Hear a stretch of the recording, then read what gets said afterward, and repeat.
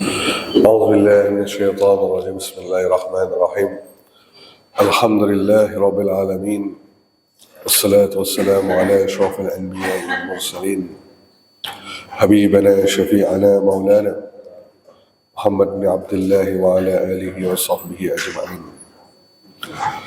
رضيت بالله ربا وبالإسلام دينا وبمحمد نبيا ورسولا. اللهم صل على سيدنا محمد. اللهم صل على سيدنا محمد. اللهم صل على سيدنا وحبيبنا وشفيعنا مولانا محمد. طب القلوب ودوائها، وعافية أبدان وشفائها، ونور الأبصار وضيائها، وعلى آله وصحبه وبارك وسلم. رب اشرح لي صدري ويسر لي أمري واحلل عقدة من لساني يفقه قولي. اللهم أغننا بالعلم وزينا بالحلم وأكرمنا بالتقوى وجملنا بالعافية.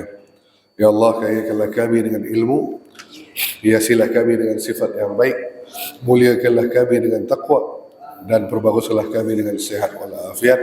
Amin ya arhamar rahimin. Assalamualaikum warahmatullahi wabarakatuh.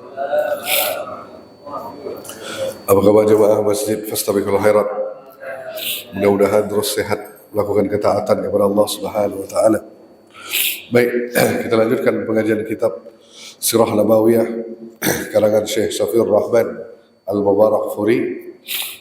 Pertemuan yang lalu kita bahas tentang bagaimana Nabi sallallahu alaihi wasallam berdakwah setelah pulang dari Taif.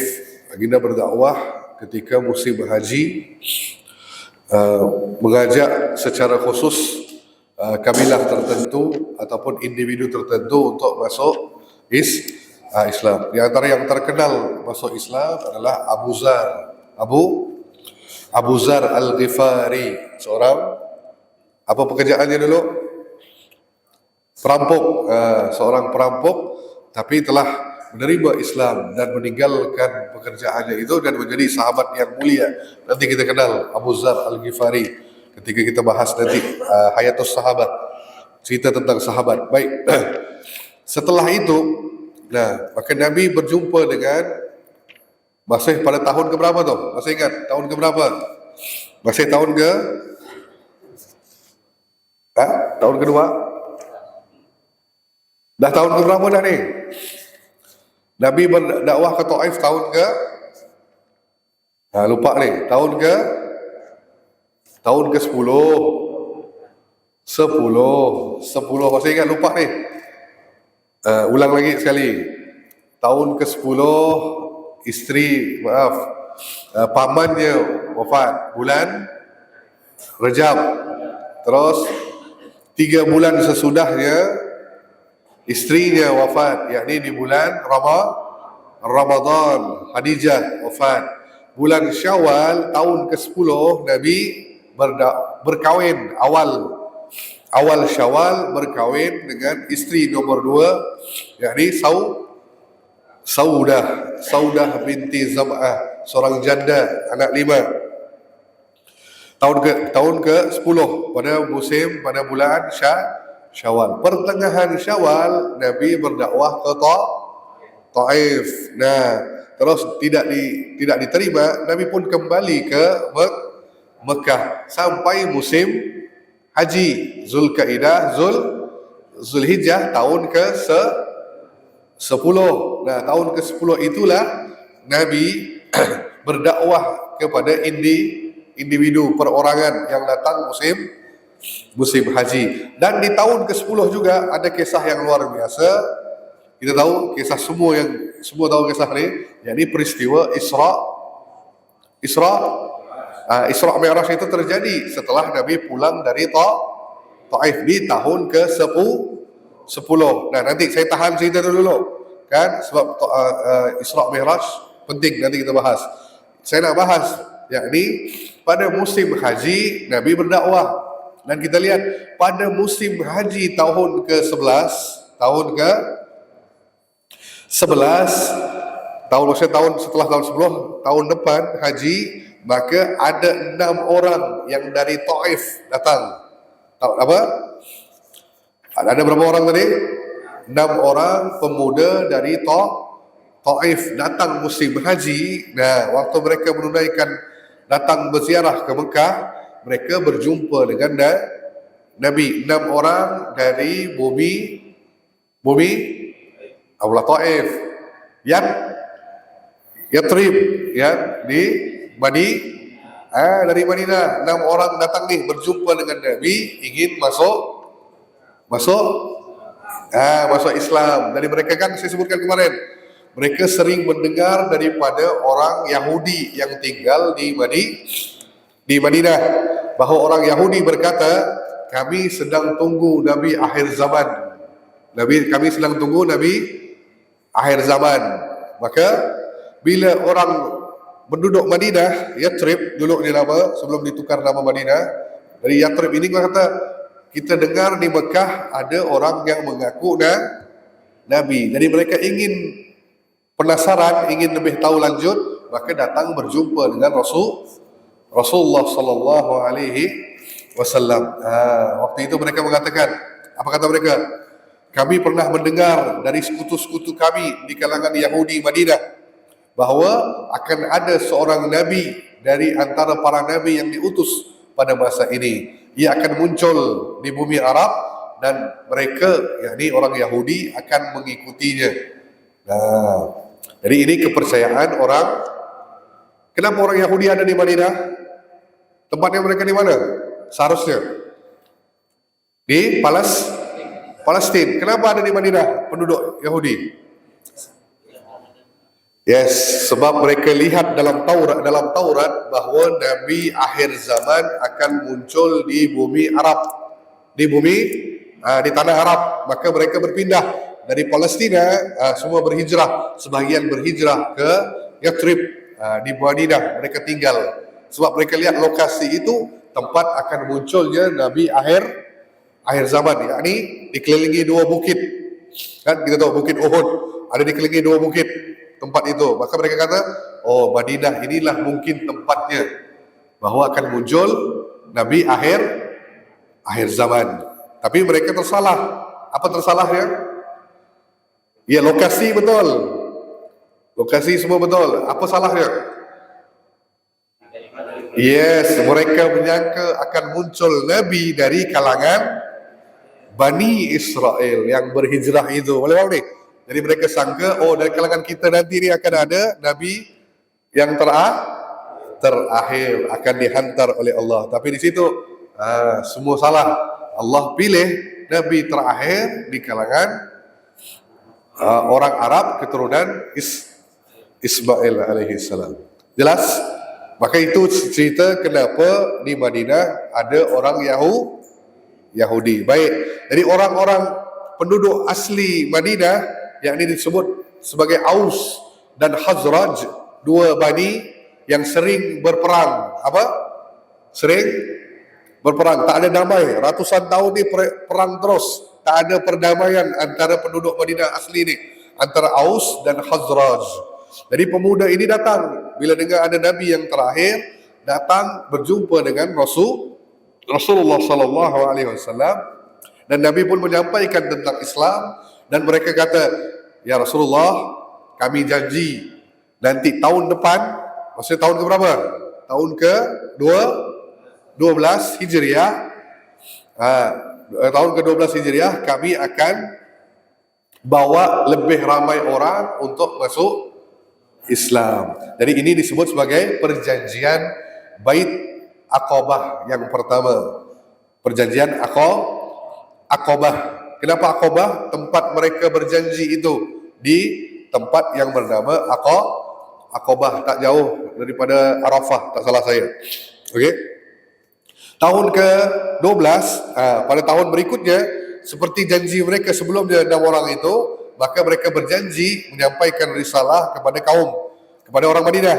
Jadi hasilnya tahun berikutnya musim haji, pada tahun ke-12 Hijriah dari kenabian, pada tahun ke-12 kenabian, bertepatan Juli 621 Masehi, datanglah 12 orang laki-laki. Berapa orang? 12 orang laki-laki. Yang 6 itu yang awal datang tuh. Tahun yang sebelumnya 6 orang datang. Tambahan lagi 6 orang yang datang. Nah, waktu ini 7 yang datang ini disebut sebagai Mu'az bin Haris, Zakwan Abdul Qais, Ubadah Asy-Syamid, Yazid bin Sa'labah, Al-Abbas bin Ubadah, Abu Haytham bin Ali, Uwain bin Sya'idah. Jadi ini semua dari keturunan sebahagian dari Aus, sebahagian dari Hajraj, suku. Okey? Berjumpa dengan Rasulullah sallallahu alaihi wasallam dan mereka masuk Islam, dan Nabi buat perjanjian. Apa perjanjiannya? 12 orang ini maka Nabi buat ambil janji. Apa janjinya? Maka mereka berjanji tidak akan menyekutukan Allah. Jadi tidak akan syirik, tidak mencuri, tidak berzina, tidak membunuh anak-anak perempuan, tidak berdusta, okey, dan tidak berbuat maksiat yang lain. Ini janji mereka ketika Aqabah yang pertama. Maka sesudah mereka berbaiat, jadi mereka pulang nih. Mereka kata, ya Rasulullah, kalau boleh kirimkanlah seseorang yang boleh bantu kami untuk mengenal Islam. Maka Nabi kata, baik, aku hantar seseorang ke Madinah yang boleh bantu kalian mengajarkan tentang Islam. Maka Nabi pilih seorang sahabat dari As-Sabiqun Awwalun. Apa itu Sabiqun Awwalun? Orang yang pertama, golongan pertama yang masuk Islam. Ring pertama Abu Bakar, apa lagi? Ali. Ring pertama nih. Maka di ring pertama ada seorang sahabat Nabi yang bernama Mus'ab bin Umair. Mus'ab bin Umair Al-Abdari. Jadi Nabi hantar Mus'ab, wahai Mus'ab, kau pergi ke Yathrib, ke Madinah, kau ajarlah mereka tentang Islam. Jadi duta pertama yang Nabi hantar keluar Mekah ke Madinah adalah Mus'ab bin Umair. Siapa Mus'ab? Kita dah belajar kemarin. Siapa Mus'ab? Orang yang pemuda yang paling miskin, paling kaya. Sebelum Islam dia paling kaya. Tidak ada yang lebih kaya daripada Mus'ab bin Umair. Tapi bila masuk Islam, dia milih hidup miskin. Sebab orang tuanya berkata, kalau kau nak hidup mewah, kau tinggalkan Islam. Kalau kau mau hidup susah, ikut Islam, ikut Muhammad. Maka yang dipilih oleh Mus'ab apa? Kekayaan atau Rasulullah? Dia kata, aku ya hai Umi, aku pilih Rasulullah. Lihat nih, hebatnya Mus'ab bin Umair. Baik, maka dihantar Mus'ab ke Madinah. Baik, saya lanjut. Dari kisahnya lanjut sini. Mus'ab singgah di sebuah kediaman seorang pemuka Yathrib, As'ad bin Zurarah. Lalu keduanya menyebarkan Islam kepada penduduk Yathrib dengan bersungguh-sungguh. Jadi di Madinah, Mus'ab tinggal di rumah seorang laki-laki yang bernama As'ad. Jadi dua-dua ini sama-sama bergerak untuk menyebarkan Islam di bumi Madinah. Waktu itu Mus'ab dikenal dengan Mukri. Tahu Mukri? Apa Mukri? Orang yang bagus bacaan Quran. Yes, Mukri. Orang yang bagus dalam bacaan Quran. Sangat merdu bila baca Quran. Maka ada satu kisah disebutkan di sini. Salah satu kisah kesuksesan yang amat menawan dari dirinya adalah ketika suatu hari As'ad bin Zurarah mengajaknya ikut pergi ke kediaman Bani Abdul Ashhal dan rumah Bani Zafar. Keduanya memasuki salah satu pagar milik Bani Zafar dan duduk di atas sebuah sumur yang disebut sebagai barak. Ketika dalam kondisi demikian, berkerumunlah ke tempat mereka berdua beberapa orang dari kaum muslimin. Saat itu Sa'ad bin Mu'az dan Usaid bin Huzair, kedua-duanya pemimpin kaum dari Bani Abdul Ashal, masih dalam kesyirikan. Jadi Sa'ad bin Mu'az, kita pernah dengar ni, sahabat hebat ni, waktu itu masih musyrik. Jadi dia cerita, tatkala keduanya mendengar tentang ada orang Islam di situ, berkatalah Sa'ad kepada Usaid, pergilah menuju kedua orang yang sudah datang untuk membodohi kaum lemah di kalangan kita. Lalu pergilah kita beri pelajaran pada mereka, laranglah mereka datang ke kompleks kita. Jadi pemimpin Yathrib, salah satunya Sa'ad bin Mu'az, dia dengar ada Mus'ab, ada As'ad bin Zuzarah, As'ad. Jadi mereka menyebarkan Islam. Jadi dilarang untuk menyebarkan Islam. Lalu Usaid mengambil tombaknya dan menuju ke arah kedua pendatang tersebut. Ketika As'ad melihatnya, dia berkata kepada Mus'ab, inilah pemimpin kaumnya, dia datang kepadamu, tunjukkanlah kebenaran Allah dari Allah. Jadi langsung Mus'ab pun bicara. Apa kata Mus'ab? Bila dia mau duduk dengan aku, pasti aku akan berbicara dengan dia. Usaid pun datang berdiri di hadapan keduanya, serabi berkata, apakah kalian bawa kepada kami? Kalau kalian mau membodohi orang-orang lemah di kalangan kami, jauhlah. Jika kalian berdua masih sayang dengan nyawa kalian. Maka Mus'ab berkata, jadi Mus'ab ambil cara diplomasi, bukan langsung berperang. Apa kata Mus'ab? Sudikah kiranya anda duduk dulu lalu mendengar? Jika anda berkenan, terimalah. Jika tidak, maka tidak perlu kau menyukai apa yang kami suka. Maka dia pun, pemimpin ini pun berkata, baik, aku setuju. Langsung letakkan tombak, dia pun duduk. Lalu Mus'ab pun baca beberapa ayat Al-Quran. Lalu berkomentar. Apa kata pemimpin musyrik ini? Demi Allah, kami sudah mengenal Islam dari wajahnya sebelum dia berbicara. Apa? Sebelum Musa bicara, cara dia mendakwah mengontrol kita sebut, cara dia mengawal situasi itu dengan cara yang baik. Boleh faham di sini? Orang caci maki Mus'ab, marah Mus'ab, tapi Mus'ab masih santai, tidak marah. Jadi caranya sudah menunjukkan akhlak yang baik. Bahkan dia kata, wah, inilah Islam yang Muhammad ajarkan. Ya benar, kata Mus'ab. Baik, aku pun ingin terima Islam. Kata siapa? Pemimpin orang musyrik di Madinah.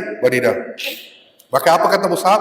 Kalau kau nak masuk Islam, pergilah mandi dulu. Pergi mandi, bersihkan pakaianmu. Maka pergilah mereka mandi, bersihkan pakaian, langsung bersyahadat depan Mus'ab, la ilaha illallah Muhammadur Rasulullah. Terus baru mereka solat 2 rakaat. Dua rakaat. Baik. Maka di pemimpin besar udah masuk Islam. Bila pemimpin dia masuk Islam, apa jadi pada rakyat? Nah, otomatis akan takut dan akan masuk Islam. Maka Mus'ab pun berjaya menyebarkan Islam dan hampir keseluruhan penduduk Madinah kecuali Yahudi. Kecuali apa? Kecuali Yahudi menerima Islam. Makanya mudah bila Rasulullah ingin hijrah, maka mudah penduduk Madinah sudah Islam. Boleh faham di sini? Jadi Nabi datang kuatkan fondasinya. Okey? Sampai di sini ada pertanyaan? Ada pertanyaan?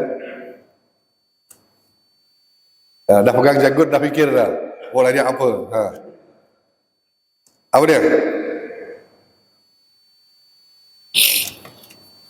Ada pertanyaan? Tak ada? Okey, saya lanjutkan dulu, selesaikan dulu perjanjian Aqabah ni. Baik. Dari tahun ke-13, ingat ni, itu berlaku pada tahun ke-12 kenabian. pada tahun ke-13 Mus'ab balik lagi ke Mekah membawa laporan. Laporan apa? Ya Rasulullah, aku telah berjaya mengislamkan penduduk Yathrib. Maka Nabi pun sangat gembira. Apa yang berlaku pada musim haji tahun ke-13? Tahun ke-13 kenabian, maka hampir 70 orang Madinah datang berjumpa dengan Nabi di Mekah. Mereka datang sambil menunaikan haji, tapi udah masuk Islam. Dan langsung di Madinah, di Mekah, mereka sembunyi-sembunyi berjumpa dengan Rasulullah, dan kesepakatan terjadi di antara mereka di lembah Aqabah. Apa kesepakatan mereka? Ya Rasulullah, kau pindahlah datang ke Madinah. Kami siap. Yes, siap, kau boleh jadi seorang pemimpin di Madinah. Kita siap jadikan sebuah negara Islam. Jadi sudah dijamin berapa orang tadi? 80 orang yang berjumpa dengan Nabi SAW, kan, untuk mengajak Nabi mengajak Nabi ke Madinah. Maka mereka di lembah Aqabah berjumpa dengan Rasulullah dan mereka berbaiat. Ditambah lagi baiat. Kalau tadi kan awal baiatnya jangan syirik, jangan curi, apa lagi? Jangan bodoh, jangan berdusta. Kan? Perjanjian Aqabah kedua lebih kuat. Apa perjanjiannya? Rasulullah ambil janji supaya mereka loyal. Tahu loyal? Apa loyal? Setia. Jangan tikam dari belakang. Maka Nabi ambil kesetiaan mereka. Nabi kata, siap apa tidak kalian kalau ada musuh yang datang atau bila kita hidup susah, siap apa tidak untuk kalian untuk tetap dalam Islam atau anda akan tinggalkan Islam? Maka mereka semua menyatakan kesetiaan. Maka terus Nabi ambil yang kedua, apa dia? Untuk berinfak dengan baik. Di luar biasa ni. Nabi ambil janji supaya mereka berinfak di kala susah dan di kala senang. Nah, pertanyaannya, kenapa Nabi ambil poin ini untuk berinfak? Kenapa? Kalau tadi kan udah, jangan syirik, jangan curi, itu perjanjian pertama. Perjanjian kedua Nabi tambah supaya berinfak kalian jangan hanya waktu senang, tapi juga waktu susah. Kenapa? Sebab apa? Solidaritas. Yes, betul. Kerana Islam waktu itu belum. Yes, masih dalam keadaan masih lemah. Jadi Islam ini harus dikuatkan ekonominya. Bagaimana? Nah, haruslah ada ramai yang membantu. Maka Nabi minta janji daripada mereka supaya mereka berinfak di kala susah dan juga waktu senang. Dan yang ketiga poinnya, berbuat amar ma'ruf nahi mungkar. Ini semua tahulah. Supaya kalian amar ma'ruf nahi mungkar. Terus Nabi ambil lagi, untuk tetap di jalan Allah, kalian jangan peduli dengan celaan-celaan orang. Ini Nabi sebut juga. Jangan peduli dengan omongan orang yang akan mencaci, menghina Islam dan sebagainya. Dan terus ambil yang kelima, untuk menolongku ketika aku datang kepada kalian, kalian lindungi aku daripada hal yang kalian bisa lakukan untuk melindungi diri kalian, isteri kalian dan anak-anak kalian. Dan jika hal ini kamu lakukan, maka bagi kalian adalah syurga. Apa kata Nabi? Kalau aku datang ke Madinah, pertahankan Rasulullah lebih daripada kau sayanginya nyawamu, dan lebih daripada kau sayangi istrimu, lebih daripada kau menyayangi anak-anakmu. Jika kau buat, apa kata Nabi? Aku jamin kau masuk syurga. Allah Rabbi. Baik. Makanya pada tahun yang berikutnya, setelah tahun ke-13, yang 13 tahun Nabi berdakwah di Mekah, maka Nabi pun berhijrahlah ke Madinah setelah peristiwa ini. Nah, pada tahun berikutnya, kan, tahun ke-14 Nabi langsung berangkat menuju ke Madinah. Ada kisahnya nanti. Baik, sampai di sini ada pertanyaan? Ada pertanyaan? Tak ada? Semua faham ya? Yang Nabi itu yang harus lebih dicintai Yes. anak dan istri itu kan ada di hadis juga. Ayat Quran pun ada. Iman yang kuat. Yes, betul. Tidak sempurna iman kalian sampai kau mencintai aku min waladihi wa walidihi wan nasi ajma'in. Tidaklah seseorang itu dikatakan sempurna imannya sampai dia mencintai Rasulullah lebih daripada dirinya, orang tuanya, anak-anaknya, wan nasi ajma'in, dan seluruh manusia. Sudah? Sudah cintai Nabi lebih daripada isteri, anak? Belum. Jujurlah kita, sudah belum? Masih sulit, tapi tidak sulit, tidak mustahil. Siapa yang sudah lakukan? Para sahabat. Itu contoh terbaik. Nak tahu siapa yang banyak mencintai lebih daripada mencintai diri mereka sendiri adalah golongan para sahabat Nabi. Terus Allah juga demikian kan Ustaz? Dan Allah menjadikan Nabi sebagai Habibullah yang dicintai oleh Allah. Kalau kekasihnya Allah adalah Rasulullah sallallahu alaihi wasallam. Kita kepada Allah juga demikian. Haruslah. Makanya kuncinya Nabi paling cinta kepada apa? Siapa? Allah. Maka kita ikut Nabi. Bila kita ikut Nabi, buat apa yang Nabi lakukan. Apa yang Nabi lakukan? Nabi mencintai Allah daripada segala-galanya. Cuma kita ikut role model, betul? Contoh ikutan. Itu adalah Nabi sallallahu alaihi wasallam. Bukan mengkultuskan Nabi, tidak. Ramai yang salah faham. Apa sambut maulid? Apa sambut baca selawat? Ini semua boleh faham ni? Bukan. Beda antara kita dengan orang Nasrani. Nasrani angkat Isa sampai jadi anak Tuhan. Apakah kita buat demikian dengan Rasulullah? Tidak. Kita tahu batasnya. Rasulullah tetap hamba Allah, utusannya Allah. Boleh faham di sini? Bedanya. Jadi bukan kerana anda sambut maulid langsung anda dah berlebihan mencintai Nabi. Tidak ada istilah berlebih-lebihan. Okey, untuk Rasulullah ini cara kita menunjukkan lebih cinta kepada Nabi sallallahu alaihi wasallam. Maka ketika saya belajar S2, saya pernah sampaikan bagaimana orang-orang di India, ulama-ulama di India, mereka itu sangat cinta kepada Nabi sampai mereka bila baca hadis Nabi sahaja mereka udah dalam keadaan bila gurunya nak baca hadis Nabi, pakaiannya seperti pakaian orang yang paling bagus. Boleh ni? Paling bagus. Bila nak dia baca Sahih Bukhari, dia nak baca Sahih Muslim, dia baca hadis depan muridnya berpakaian bukan pakaian yang santai, tapi pakaian yang terbaik. Terus ambil wudu. Boleh ni? Bila kita tanya, wahai Syekh, kan sudahnya kita ambil wudu bila baca Quran. Betul?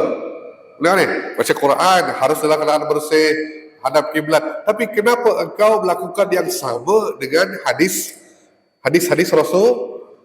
Rasulullah sallallahu alaihi wasallam? Maka kan hadis sahaja ada yang berkata demikian. Kan? Tapi apa jawab Syekh dia? Ini bukan kalimat orang biasa. Itu Rasulullah. Boleh ni, kita tak pernah dengar suara Nabi. Kita dengar suara Nabi itu dari mana? Hadis. Kita dengar kalimat-kalimatnya. Dari situlah rasa cinta kita kepada Nabi sallallahu alaihi wasallam.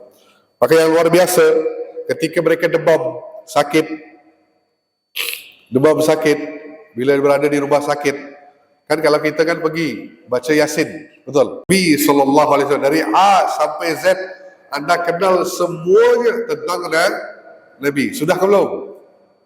Maka satu caranya kita baca sirah Nabawiyah. Selain daripada itu, apa dia? Amalkan sunnah. Apa cukup hanya mengamalkan sunnah saja?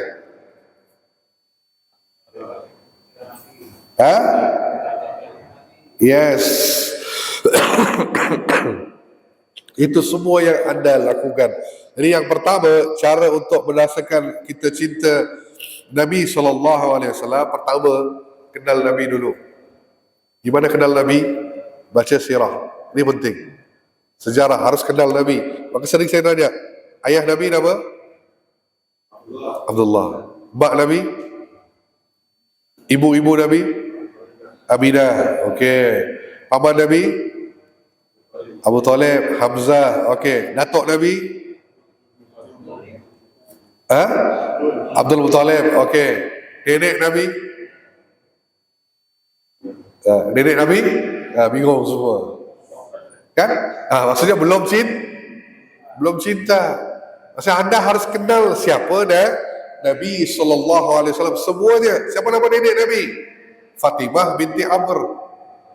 Fatimah, bukan Fatimah anak Rasulullah, kan? Fatimah binti Amru. Suaminya Abdul Muttalib. Maksudnya Abdul Muttalib suami, istrinya bernama Fatimah binti Amr. Kan? Dari situ kita kenal, oh Rasulullah, keluarganya Nabi ini. Nah, maka itu caranya untuk kita menimbulkan rasa cinta. Kenal dulu Nabi. Harus kenal. Dari sirahnya itu anda akan kenal Nabi, perjuangan Nabi. Nah, di situ barulah anda banyak bersolawat, baca hadis, ikut sunnah-sunnahnya. Jelas? Jadi perlu proses. Perlu beda antara kita dengan sahabat. Apa bedanya? Sahabat sudah melihat Nabi, hidup di zaman Nabi, bersama dengan Nabi. Maka mudah untuk mereka mencintai Rasulullah. Tapi kita sudah berjumpa dengan Nabi? Belum. Tapi cinta apa tidak dengan Nabi? Bahkan Nabi sebut apa? Hadis yang sangat terkenal, aku rindu ikhwani. Aku rindu pada ikhwani. Apa ikhwani? Saudara-saudaraku. Siapa saudara-saudaramu? Bukankah kami saudaramu ya Rasulullah? Para sahabat nanya. Apa kata Nabi? La antum ashabi. Kalian itu adalah sahabatku. Ikhwani, mereka yang la ra'ani, yang tak pernah melihatku. Kan? Tapi beriman kepada aku dan mencintai aku. Aku rindu pada mereka. Nah, siapa yang Nabi maksudkan?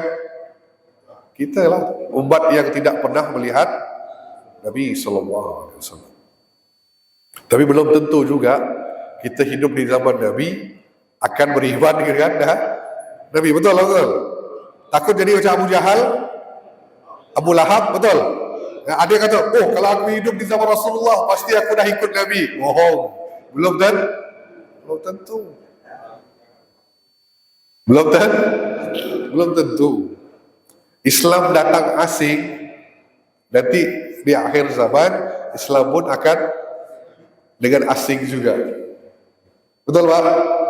Nampak? Bila bapak zaman dulu jahiliyah dengan sekarang, nampak asing apa tidak?